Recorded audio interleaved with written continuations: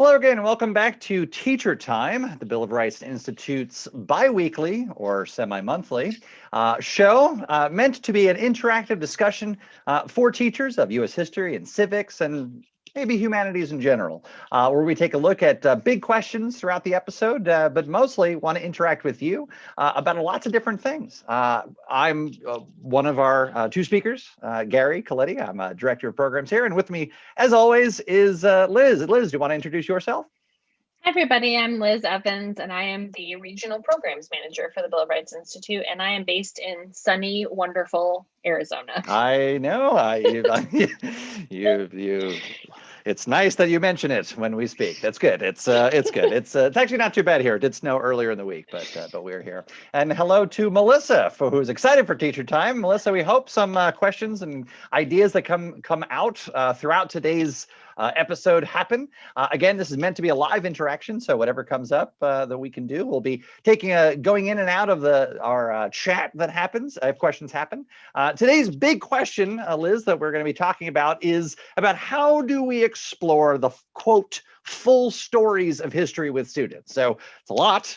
Everything that's ever happened to anybody anywhere is kind of a lot to tackle. And so how do we get into those big stories is going to be our big question. But of course, we always have segments, and we're happy to talk about the things you want to talk about if that's part of the conversation that we have here. So we welcome you here. You ready for some news there? Yes, I'm very ready. All right, it's time, as we like to start off with the news cycle, just what's going on. Now, again, we're bi-weekly, so this is sort of things happening within the past couple of weeks going on there. What would you say is the first thing on our mind that has happened? I know what I'm thinking of, but... Well, I do know that the impeachment stuff started today. It's kind of been on a little bit in my house, but it just started today. So there's not really a whole lot to talk about because everything just kind of opened. But I think I know what you're talking about. GameStop, maybe? Yeah, I feel like in the past. So yeah, to preface this, economics as a teacher was something that when it came up and there was a story that was a really good teachable moment, as they say, this one just screamed to me so many different avenues that could hook students in to talk about economics. So I'm intrigued to go back and forth about that. You're right about the impeachment. Again, we're not ignoring it. It's just today's day one. Today is the 9th of February. So I think we need to see kind of what goes on with it before we can talk more about that. But yeah, GameStop was really interesting. What's your first take? I'll talk about mine. So I had to have my husband explain it to me. A big shout out to Christopher Evans. Yeah, he does know a thing or two about economics. Yes, okay. He has a degree in economics, and I very much did what I would have done as a teacher and been like, I'm not 100% sure what is going on. And I found my colleagues that would. I mean, to be very frank, if I was in the classroom, Chris and Ed Coomer would get an email to be like, hey guys, how do I talk about this in my classroom? Because I want to acknowledge it. And there's so many ways you can tie it in with government and history, but I don't actually understand. So I listened to a podcast. I tried to learn as much as I could about it. And to be very frank, my husband explained it to me and I was like, and now I understand it. It's a very interesting kind of. It is. Yes. I'm going to let you talk about it too, because No. I want to hear this explanation of it. The reason I'm so excited about it is, again, as a social studies teacher, you and I both had to teach economics. Sometimes you incorporate it into your other classes like civics and U.S. history. Sometimes just full out you have an economics class, in which case a current event that pops up. That the reason I was so excited is because it had so many interesting questions about what a free market is. And I think the hook for young people, and again, not to generalize about young people, but the fact that the center of it was AMC movies and GameStop, I feel like students could really wrap their head around that, let alone the fact that Reddit was a major part of the story, right? So you have these individuals who all have something in common, which is they're communicating through a technology that didn't exist a very long time ago, using an app that also allowed an individual to buy and sell stocks, combined with the existence of hedge funds. There's just so much wrapped up in there. But I'm interested to hear your point of view on it. Dear husband, please do not. He explained it to me, and I I'm going to explain it how I heard it. So essentially, my understanding is that there is in hedge funds a way to bet against a company. So when you think of GameStop, I mean, my daughter has an Xbox and we just download things. Like there's not really a need to go somewhere and get it. So these big hedge funds are betting against, they're shorting. And from my understanding, people on Reddit were like, what? And kind of came together and started buying the stock. Well, in all of these people buying the stock, the price goes up. Mhm. And the hedge funds are like, we're losing money now because we're no longer, our bet's not working. And so the hedge funds then are like, well, we're going to buy it too, because they need to somehow mitigate those losses. And all of the sudden, I mean, the stock price went up to a lot more than it's actually worth. I think when we checked this morning, it was $60, but it was a lot higher than that. Dramatically more than that. Yeah. Yes. And at a certain point, Robinhood, the app, cut off individual investors, which did not make them happy. But what I learned today too was Robinhood as an app is trying to go public. And when you go public, you want your stock price to be pretty good. And so there's all of these just kind of, this back and forth. And to me, it's so interesting because, we taught the Great Depression, I taught economics for a little while. I taught it to middle schoolers. But it's so relevant in the understanding of it's really just human behavior, because if all of a sudden everybody starts selling their GameStop stock, that is very difficult to say. It creates a frenzy, because if you're holding on to some and you're like, everybody else is selling, and it's an interesting look at human behavior. But it's even more interesting to look at, these big private hedge fund companies and then these groups on things like Reddit. Absolutely.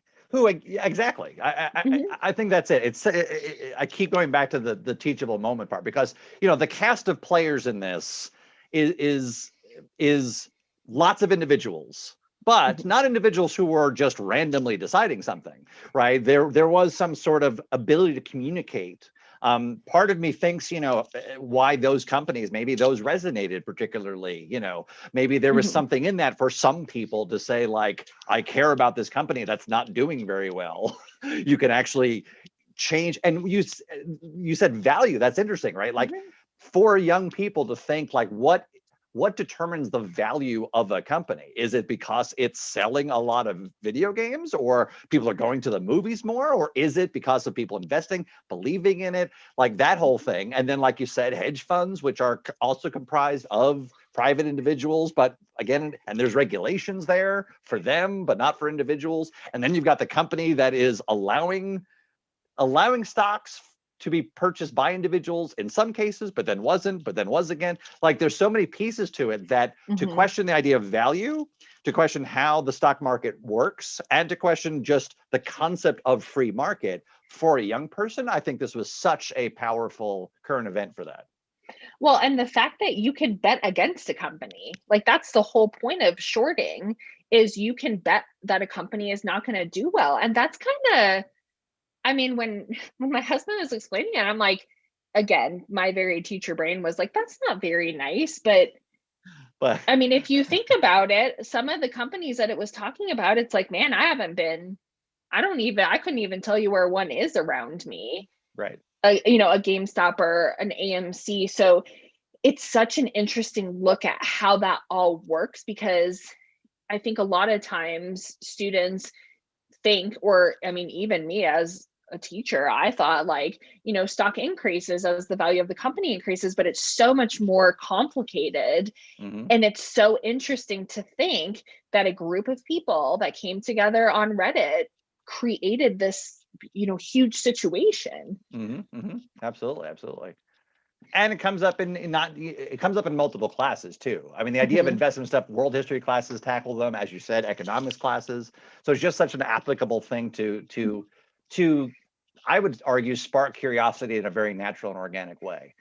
Yes. but then get into bigger concepts. And I think that's our segue to our next segment, which is about these bigger concepts, and that there might be an order to how you approach these giant ideas, and that's something we think about a lot here at BRI. And so our next segment is about building on foundations. We talk about foundational principles and founding principles, and I love that turn of phrase, because there's founding as in it was recognized at a time of what we consider the founding, but also there's foundation like in a building, right? That there's this solid ground upon which things get built. And so I think this story, most of the things we talk about, almost everything we talk about, as a matter of fact, is part of that. So I was hoping that to ask that question about how do we, at BRI, but also teachers in general, how do we use these founding concepts to build upon what we're teaching, right? So like,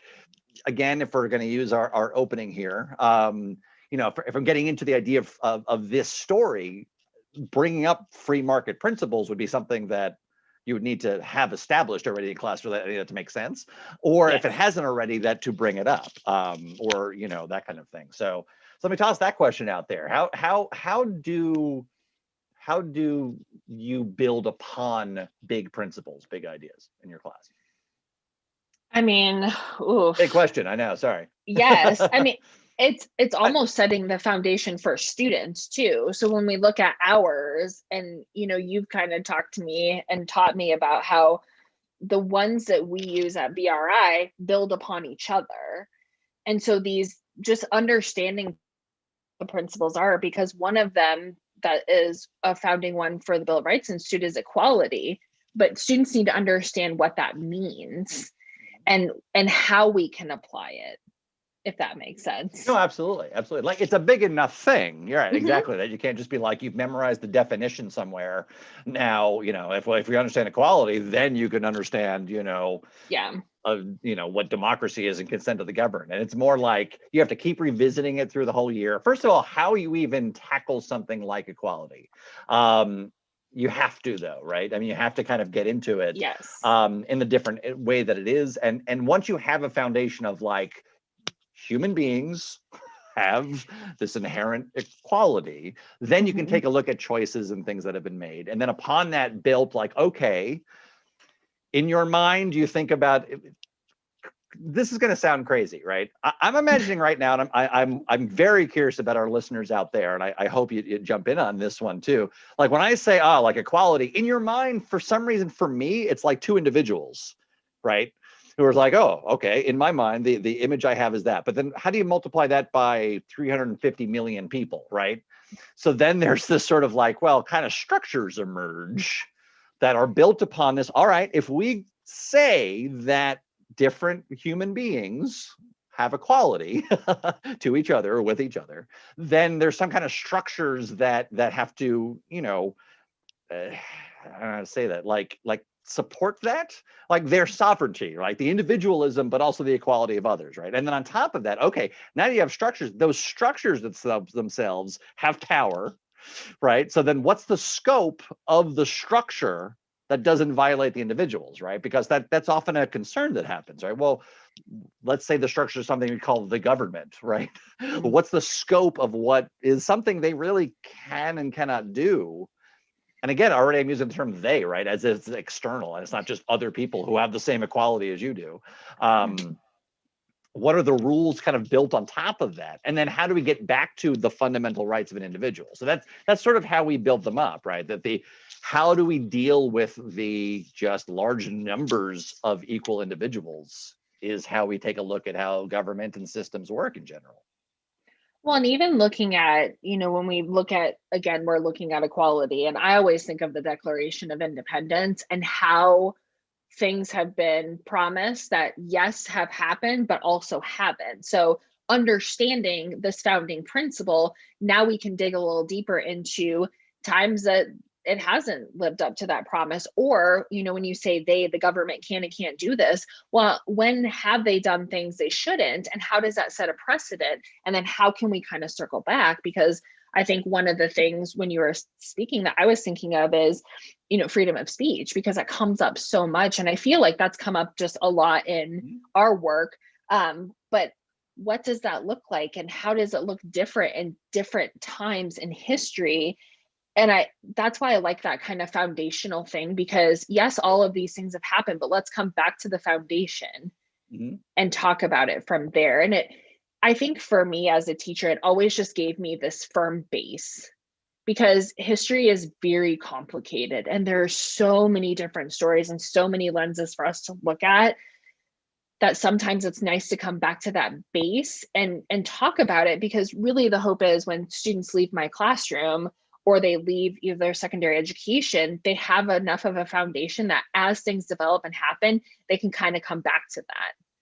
Like, oh, I remember talking about, limited government in my social studies classes. I can apply that principle as I'm reading the news or as I'm looking at these different things. Yeah. And that's, I think, the perfect word is application, right? I mean, good old Bloom's, the idea that, it's not a question of memorization. It's have I understood, there's that level, enough of this big concept to when I see a situation. Freedom of speech is a perfect example, right? Using that idea of equality, you and I have individuals, when there's a conflict about speech, a good question to start with, to have as your foundation is, what is the inherent equality of the two of us reflected in this issue? And sometimes that can shine a light in a way that, any set of memorizations of things could not. Yes. And that's history, right? History is not memorization. We're not looking to be on Jeopardy. I mean, if you are, good for you. That would be awesome. But but the whole point of it is the application. And I think also too is the questioning, but I think we'll get to that later. Dialogue. Yeah, that's true. But something else you're going to say, and again, we don't super, need to have this be super linear, and yet it's becoming really nicely linear, this conversation. Because earlier we mentioned there's a large number of people. How do you wrap your head around hundreds of millions of people? But you also said like the scope of history itself, how much happened, how much time.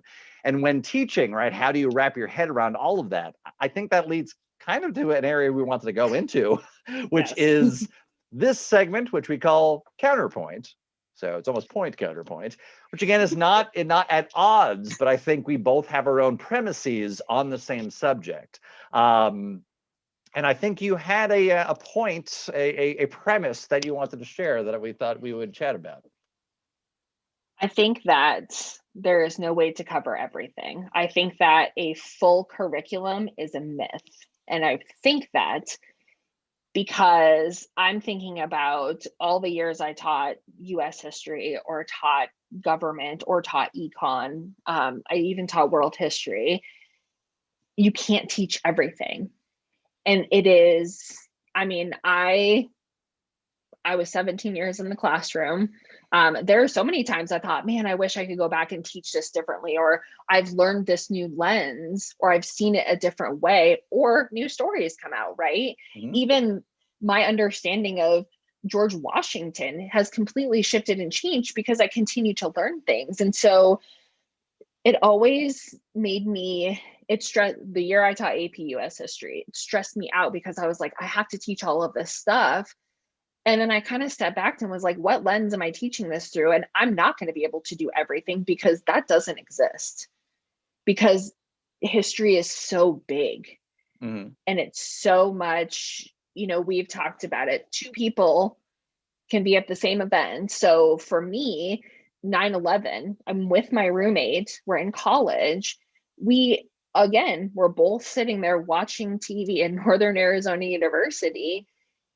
But if we both told the story of that day, it would be different. Neither of them are wrong, but we have completely different lenses because at that time we had completely different life experiences. Absolutely. And I think that that's kind of, there's just so much out there. And even, I know the 1619 project has come up. For me, I enjoyed reading those essays and listening, because it was a new lens for me to look at history that I had never learned before. Mhm. And I then, think that go that's ahead. kind of the full curriculum doesn't, I just don't think it exists. Mhm. And that's why I love history, though, is because we're teaching skills and we're teaching all of these things. So the hope is that later on, a student is like, I never learned this in school, but I want to learn it, and I know the avenues to go to do that. Right. So yes, I will definitely concede most of that. When we say counterpoint, it's not like, no, you're wrong. Of course there is. This is one perfect way. I'm Mhm. going to throw in that even any historian or historians group who produce something, while that can be informative, is itself not a comprehensive view of history either, right? And I think that's the point. Like, for every couple of years, luckily, you've got a new thing that say, hey, what about this perspective? What about these new things we're learning? How about consider this fundamental question? And you mentioned that example, the 1776 commission came out. You had books in the past. You've got lots of different things. It's nice that over centuries, different people's perspectives are there. All for that. And I also I'm conceding a lot in this counterpoint. Luckily it's not a competition. I also think, back to what our founding ideas were saying about before, is an individual's life is complicated. They themselves can change perspectives on things that they experienced over the course of their life. And given a long life, one person's story, multiply that by literally billions of people, multiplied by decades and centuries, it becomes almost incomprehensible. And so we do rely on people's interpretations, or at least questions that they bring up, and historical skills, which I think is important, right? Teaching the skills of studying it.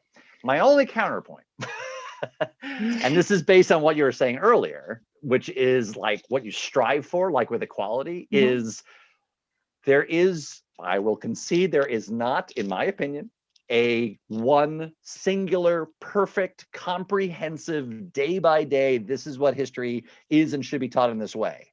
Yet, as a teacher, I felt I had to strive for that, because I had 180 days and I knew how much time I had. And I knew that, use the word cover is an interesting one, right? There's like what you choose to teach, even though it's not that it can be handed to you, but I feel like it's part of the educator's striving to develop the most full picture that they possibly can. And so my counterpoint is, yes, maybe it's a myth, but it's a myth that is instrumental to what we do as educators, to try our best to create one. Yeah, and maybe that just means there's no end to it. Sure. I think that I love reading books. I have some behind me, and I just read The Color of Law and learned about redlining and learned more. And again, I wish I could go back and reteach some of these units. And I think that, I can see to that too. It's just a constant striving to be better educated ourselves, so that when we're talking about these stories in history, we can present a more well-rounded view. And I think that that's the finish line is never there, but we're Right. always striving for it. Absolutely. And I think a part of the way to do that is to invite the dialogue with the students who are there, which is why, again, you may read a historian or group's presentation, but that itself is not taken as the definitive answer ever, but rather here's multiple approaches. But as a student learns there are multiple approaches, they themselves become the historians. And I don't think it's presenting a comprehensive full thing, but rather inviting them to create their own habits of studying history. Yes. And understanding too that some of the things that have been mentioned, sourcing who is actually, creating these things is important, because, for me, if I'm looking at something, I want there to be historians that are on it, and I want, just a lot of things. And we talked about this last week too, a textbook that's written by a group of people. And there was a article from the New York Times that compared like California and Texas, and just things that are missing. But that's a big part of it too, is sourcing to make sure that the things that you are reading or the things that you're looking at are coming from reputable sources, not just people who, write them down. Right. If you will. And a diversity of voices. I mean, again, shout out to our Life, Liberty, and Pursuit of Happiness resource that has nearly 100 historians working on it. Like, that's a wide range of people that then are doing that dialogue part that I think is really interesting. And again, teachers have their own perspectives. Shout out to Jennifer Jolly. Jennifer Jolly. Hi, Jen. Hi. Who says she totally agrees about how her perspective has changed over the years, right? Even you in a classroom, year 2 to year 10, there's so many moving parts to it. And yet I think it's definitely key. We're all fired up, which makes me think, you're talking about like all these different things you're learning over time. Brings us to our next segment, which we like to call History Hors d'oeuvres. Is the H silent in that phrase? Is it history hors d'oeuvres? History hors d'oeuvres? Just call them appetizers. Because... History appetizers. History. I don't know if we had I don't know if we could call them that. I don't know. I think that's been used by somewhere. But anyway, history hors d'oeuvres. I like the alliteration too. So in this segment, you and I get fired up about things that we learned since we ourselves were in formal schooling or college. So why don't you go first? And again, we welcome anybody in the audience watching. What's something that fired you up about history or civics that you learned after your formal schooling? So to be fair, my formal schooling was an elementary education. I don't have a history degree. I still know a lot. So I feel like everything gets me excited. I think for me, one of the big things that gets me fired up, and if people want to talk about it, I can talk about it for hours, is Supreme Court history. I got to learn so much about it, and it's so interesting to look at, cases that I had never heard of and how they apply to cases now. And I feel like I missed my calling as a Supreme Court clerk and maybe a Supreme Court justice. Probably still could. I probably still could, but I love, even just conversations. And again, we brought up free speech and people are bringing up Schenck versus the US. I'm like, oh, but what about Brandenburg? And I love that it's a conversation. And I think that's what I love about history in general, is it's not just this happened, move on, but it's the fact that there's all of these cases, and even the courts who decide the cases, what is the makeup of this? And it's, to me, I mean, I could spend all day on it, and my love for it got sparked, and I now have a library full of Supreme Court history, or when stuff comes up now, because the court, meets and they're looking at stuff. I am the person that listens to the podcast. I'm on SCOTUS blog, seeing what's going on. And June for me is the most exciting month, because every Monday I wake up, I have my Supreme Court coffee mug and I watch and see, because that's when I think all the good cases are decided. But it's so fun too, because it's developed so much.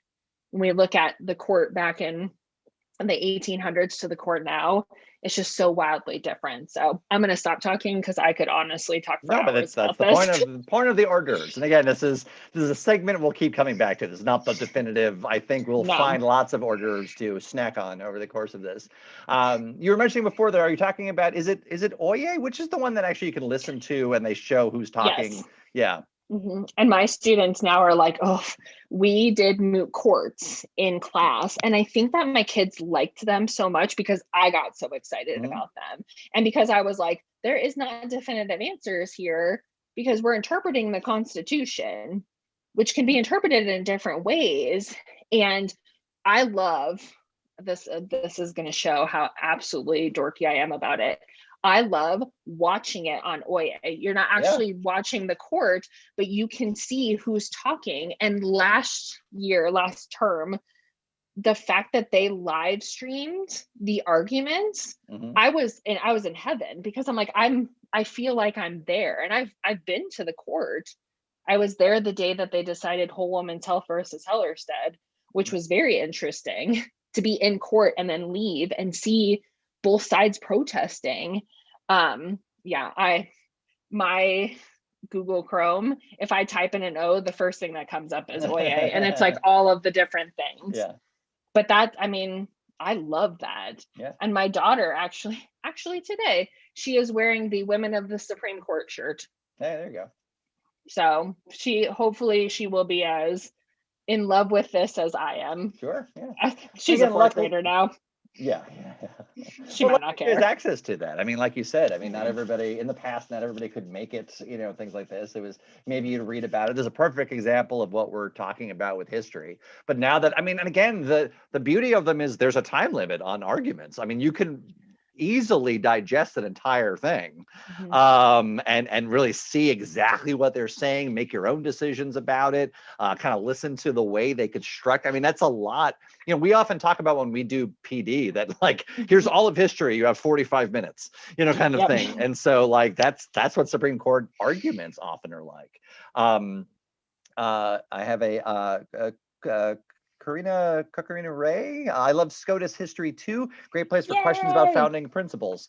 Yeah, absolutely. I mean, again, tying back to what we were saying earlier about seeing it in action, seeing it applied, it gets to the point where there's a beauty to how they're explaining it, but a really keen listener, a student, can already kind of know what direction they're going in because they know the principles. They know like, oh, that's the argument you made. They themselves can kind of see where the court's going, which is fascinating. Yes. And can I plug something really quick? Sure. When you're talking about, so I know for AP government, Roe versus Wade is one of the cases it's required. And a lot of times those things are hard because you're looking at you're looking at abortion, and that is very controversial and highly contested. I will tell you, teachers out there, the Bill of Rights Institute, and I'm saying this because I used it, has a DBQ on it. And I loved it because it very much, kind of what Karina said, it goes back to the founding principles and it talks like there's primary sources and it's a way for you to talk about it in a legal sense because we're not here to talk about morality in the classroom. Like that is, I always tell my students, your belief is your belief. We're here to talk about the application of the law and what that looks like so that as cases come up, you can say, I have an understanding of why these cases were this way. Here's where I see similarities. Here's where I see differences in those principles. And that stuff is super important. So I did want to throw that out there because, again, this was before I worked for BRI. Yeah. That one, as an AP government teacher, it's a touchy subject. But it was nice to just have a clear, like, here is the Constitution. Here are some, court documents. Let's talk about the legal basis of this. Yeah. Well, I'm going to stretch the metaphor even farther and say if that DBQ is the main course, a nice hors d'oeuvre to get you started is the homework help video on Roe v. Wade, which actually I would argue presents, like you're saying, an introduction to students in a way that's very direct about what the whole thing's about. That forms a really nice foundation for them to then go into the further study of it. So I think that's good. So what about you though? Because I was going to say I might save my hors d'oeuvre for next episode. I was going to say the thing I may go on more about this because I get wild about it is this is more of equally a civics part. But it was only after my formal schooling, after you study how the government works and the institutions, the mechanics of government, specifically staffers, I found fascinating.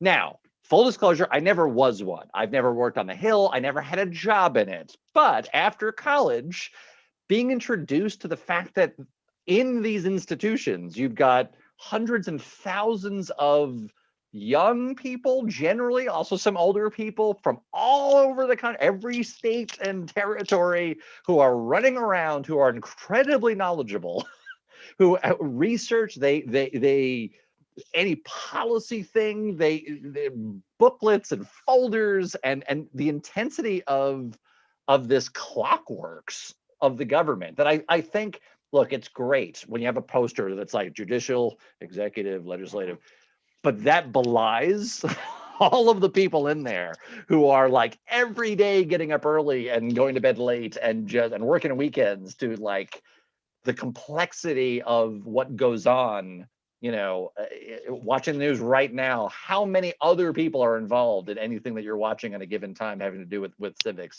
is fascinating to me. And there's not enough time now to go on about it, but I think at some point, even further going into that, just the nature of how people get there and how they interact and all the behind the scenes stuff is stuff that I did not, in formal schooling, didn't get exposure to. I was only afterwards that it was just amazing, the world of the people in all the branches too. So clerks and people in the West Wing and people who in policy and Congress and things like this. Fascinating. So that's my short version of that. So next time you're going to start, because I think the problem is we both get so excited right that we just want to keep talking. So well, next eventually time you get to start. Yeah, well, eventually also our viewers will contribute theirs, and we'll have some guests on, and we'll have some teachers on here who'll be talking about their exciting things. So yeah, no, eventually you're not going to hear from me. It'll be I'd love to hear from people across the country what your history hors d'oeuvre is. So think about that if you're going to tune in 2 weeks. What is your history hors d'oeuvre? But anyway, talking about time, I don't know about you, but I think it's time for what we like to call our 7-minute stretch. Now you can either actually stretch. The idea is this time I'm going to time it. We're going to talk for 7 minutes, and then I'm going to cut us off. Even if I'm mid-sentence, I'm going to do it. Okay, you ready, Liz? All right. Yes. And again, welcoming other people out there. If you want to write in the chat, we want to interact with you. Here is the 7-minute stretch. For 7 minutes, here's our question. How do you invite students to be curious in your classroom? I think by being curious yourself. Ooh, that's good. That was, I mean, honestly, and I think that was, I'm thinking back to when I taught middle school. It was always, when kids would ask questions, I'd be like, I don't know, let's find out. Like, I don't know everything. I am not Google. And I think that when they see that it's acceptable and that it's just part of the classroom environment to be like, that's a great question. Where should we look for that? I always did it with documents. I would show them my annotations and be like, you're going to see things I am not going to see.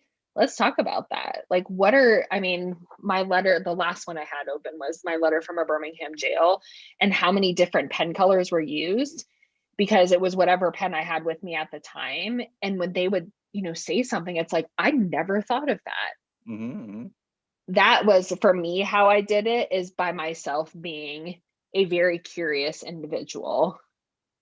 So that's to follow up. See, my version of curiosity is following up on the foundation of that, right? There's all right, so you have that, it's established. And I would love to hear in the chat from teachers out there, how do you then, the question that pops in the head is, cultivate and support your own curiosity? How do you keep that fresh for yourself? So for me, I think grain size is a big part of it, is sort of like the size of what I'm bringing to the classroom in terms of it.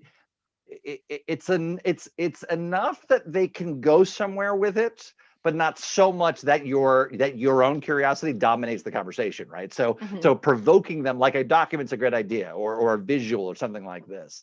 I think for myself, it's also breaking out of the sort of scope of what's usual in terms of history and civics. So things like movies and TV and stuff are kind of obvious. But what about, like, I remember I remember getting the students really captivated talking about how ants work once, and like the biology of ants and you want to talk about society? There's incredible literature about how ants interact with each other in a way that lends itself to what you do in civics, but in a way that breaks your brain out of just like, oh, just more about government, blah, blah, blah, kind of thing. And it's like, well, biology is a big part of this, things like that. So getting out of the traditional lanes without making it obvious why you're talking about it. So starting off with seemingly unconnected things, but students kind of fill in the gaps, I think. And that curiosity is like, well, why are we, it feels like we're off topic, but then it isn't. And then finding their own way back, I think, put the onus in a way on them. and continues to do so. I mean, that's a great provocation, even at work or with other colleagues or friends, when it's something you know nothing about, but you're intrigued by it. You know, I'm sure there's lots of things that I Well, and absolutely know nothing about. Good. as a teacher in a classroom, you know you have kids that ask you questions that you're like, A, I don't know where that came from, and B, Right. I don't even know how to answer that. So because I think kids like trying to get teachers off topic. And again, if any of my former students are watching this, they're like, yes, we loved getting her Right. off topic. But it is the ability to, I think, know when to go. And I mean, biology of ants, I'm going to write that down. And when my daughter gets home, I'm going to be like, we're going to learn about ants. Fascinating. But also when to be like, that's a really good question. Can we address it later? Because it's fun to be curious, but there also needs to be a point if we're filling in gaps, if we're looking at history as an incomplete story. How is the question, or how is our curiosity helping fill those gaps? Interesting. So again, this is the fun of this, to dive into it. Would you say then that there are forms of curiosity in the classroom that are more productive than others? Yes. And I think that this comes from, again, teaching AP government, where kids would say, what do you think about this? And it's like, well, what I think about it's not actually relevant. Let's now consider why people would think this, why people think differently about policy decisions, Right. or why people think different. It is, to me, there are questions. Again, I hated being asked those questions, or like when kids would say, who did you vote for? Why is that relevant? There's no relevancy in our day. Right. So I think that there's certain curiosities that we just don't need to get into. Because I would always, when we did political leanings and talk about, how most women tend to be X, men tend to be this, like talking about those, again, prescribed by the curriculum, because we know that not everybody fits in this nice neat little box. Students would try to figure out where I leaned politically. And it's like, why is it relevant?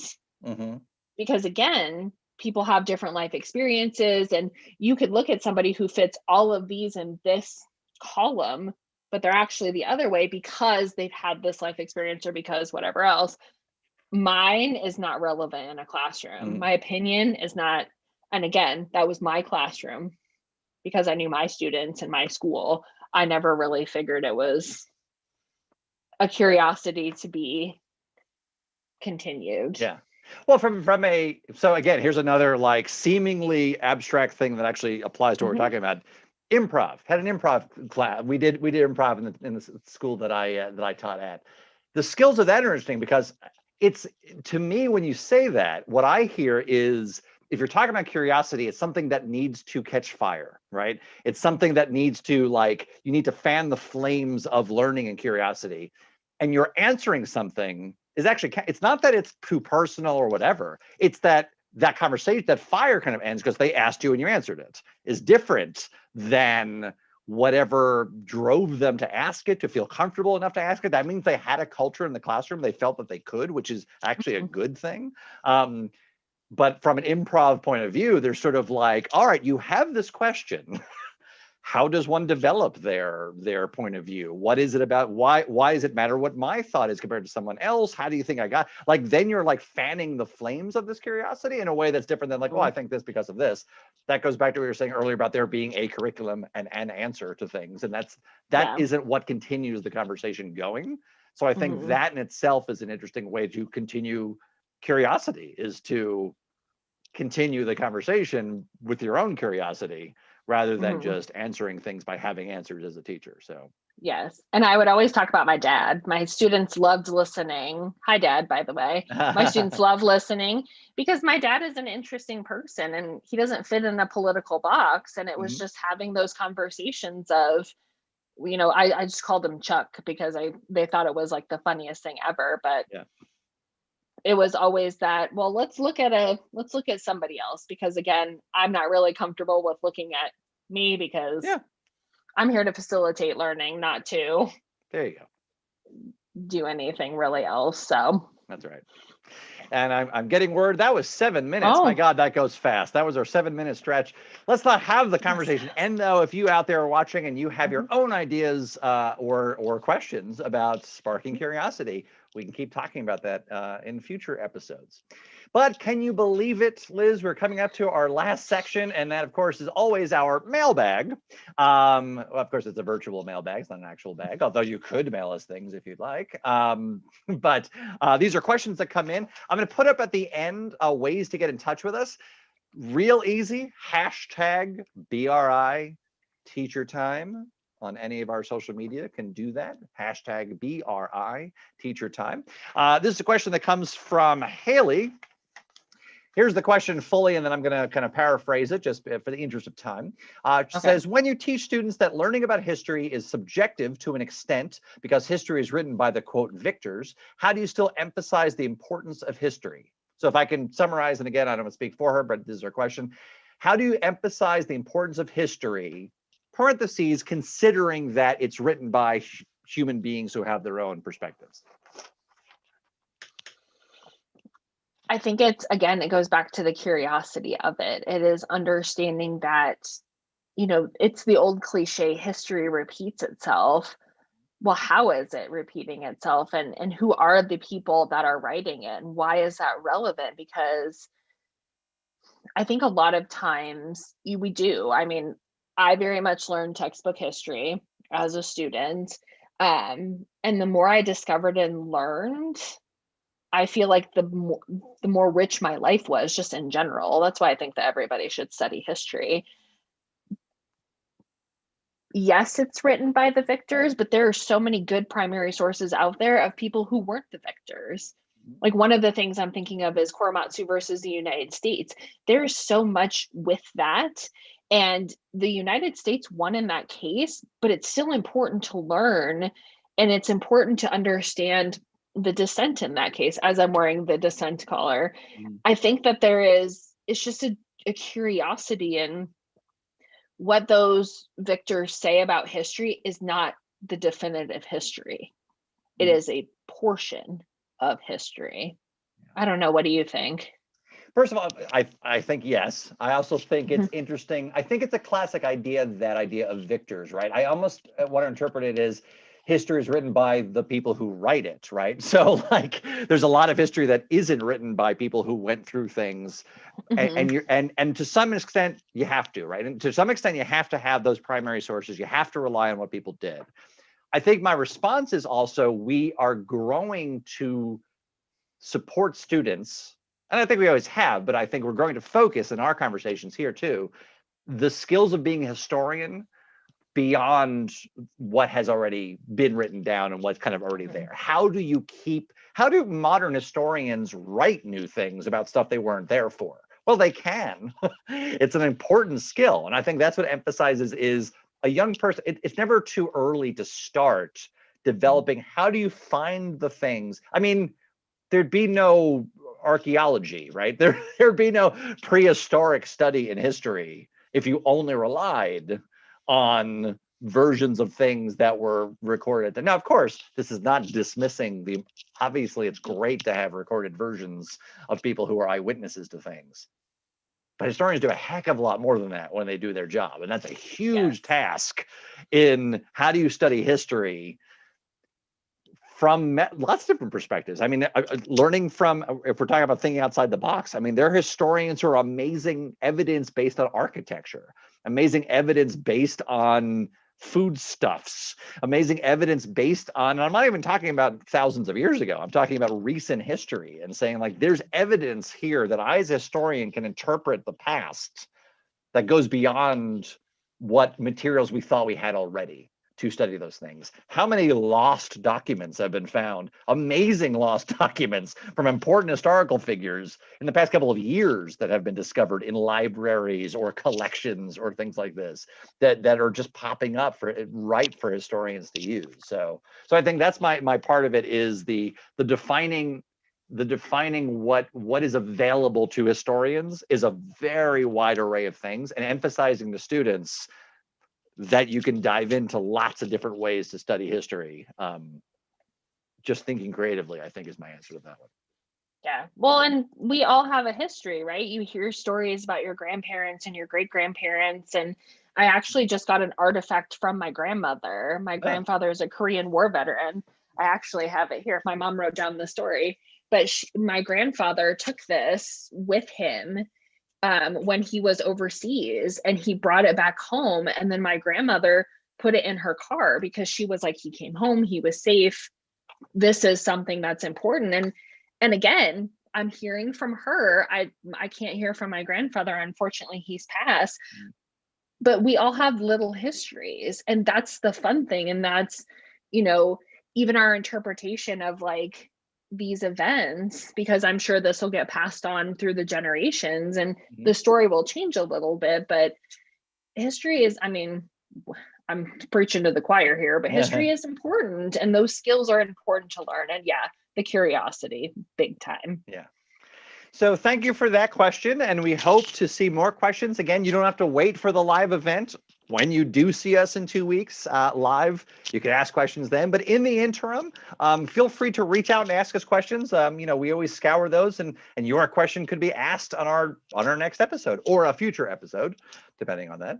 But I do want to say thank you so much for tuning in. If you did like this video, make sure you subscribe to the channel. That way you can kind of see all of the things that we put out there. And you can come back for February 23rd. So that's our next time, us 2 weeks from now, doing our next teacher time. The topic of that one is the humanities, which is asking the question, how do history and civics classes and other fields in the humanities connect with each other? And I think that's a really good question. So there's a lot there. So if you have questions or thoughts about how history and civics interacts with the other humanities, feel free to reach out through any of our methods of getting in contact. Remember, our YouTube channel releases new videos twice a week on all things U.S. history and civics, including close reads of primary sources, interviews with distinguished scholars from around the country, and homework help videos for our students, which we mentioned earlier. You can check us out on Facebook and Instagram and Twitter for programs and events and other ways to get involved. But really, ultimately, we would just love to hear from you. So comment your thoughts on the video below, or get in touch with us any other ways. Remember, through the hashtag BRI Teacher Time. And we'd love to hear from you and have further questions. So Liz, thanks for spending some time with me, and we'll chat with everybody over the course of the next 2 weeks.